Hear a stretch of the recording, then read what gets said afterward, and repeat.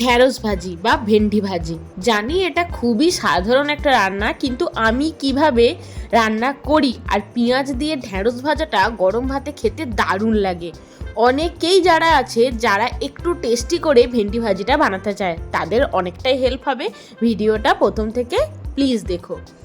প্রথমের মধ্যে কড়াইয়ের উপর 3-4 চামচ সর্ষের তেল গরম করে নিলাম। তারপর একটু বেশি পরিমাণে পেঁয়াজ দিতে হবে, আর সঙ্গে দিতে হবে 3-4টে চেরা কাঁচা লঙ্কা। যারা রসুনের ফ্লেভার পছন্দ করো না, তারা তেলের মধ্যে প্রথমে একটু রসুনও দিতে পারো। তারপর পেঁয়াজটাকে একদম লাল লাল করে ভাজতে হবে। যে কোনো সবজি বা রান্না আমাদের খেতে যদি একঘেয়েমি লাগে, যেমন আমাদের বাঙালি বাড়িতে ভেন্ডি ভাজিটা সাধারণত একটু ছোট ছোট গোল গোল করে হয়। আমি আজকে ভেন্ডির তরকারি যেমন হয় সেইভাবে একটু লম্বা লম্বা করে ভেন্ডিটা ভাজি করেছিলাম। তরকারির কাটিংয়ের বা সবজির কাটিংয়ের যদি একটু চেঞ্জ আনা হয় না, দেখতেও বোর লাগে না আর খেতেও বেশ ইন্টারেস্টিং হয়। বাচ্চাদের এইভাবে যদি ঘুরিয়ে ফিরিয়ে বানিয়ে দেওয়া হয় না, ওরাও কিন্তু একটু ইন্টারেস্ট পাবে আর সহজেই খেয়ে নেবে। পেঁয়াজ আর লঙ্কাটাকে একদম লাল লাল করে ভেজে নিয়েছি। তারপর এবার ভেন্ডিগুলো দিয়ে দিচ্ছি।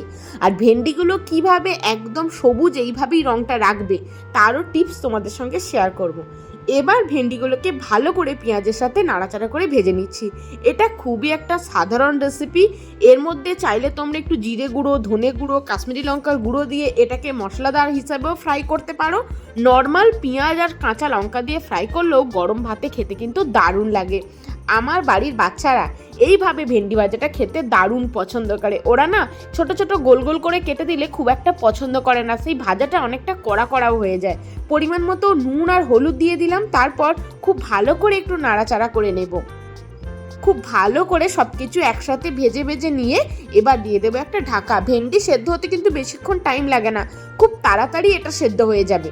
ভেন্ডির এই সবুজ রঙটা যাতে ঠিকঠাক থাকে, গ্যাসের ফ্লেমটা লো টু মিডিয়ামে রেখেই কিন্তু পুরো ভাজিটা বানাতে হবে। গ্যাসের ফ্লেমটা একটু বেশি হাই করে দিলে না লাল লাল হয়ে যাবে, দেখতে সবুজ ভাবটা থাকবে না।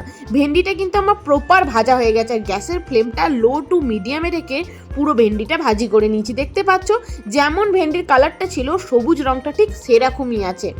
ভেন্ডি ভাজি প্রায় আমাদের রেডি হয়ে গেছে আর সেদ্ধও হয়ে গেছে। এটাতে একটু চটফাটা ফ্লেভার দেওয়ার জন্য উপর থেকে ম্যাগির যে ম্যাজিক মশলাটা সেটাও ছড়িয়ে দিতে পারো, সেটা দিলেও বেশ চটপটা খেতে হয়। এটা রুটির সঙ্গে, পরোটার সঙ্গে, গরম ভাতের সঙ্গে তোমরা সার্ভ করতে পারবে। আমার দেখানো এই সহজ বা সাধারণ রেসিপিটা কেমন লাগলো জানিও। ভালো লাগলে লাইক করো, ফ্রেন্ডস ফ্যামিলির সঙ্গে শেয়ার করো।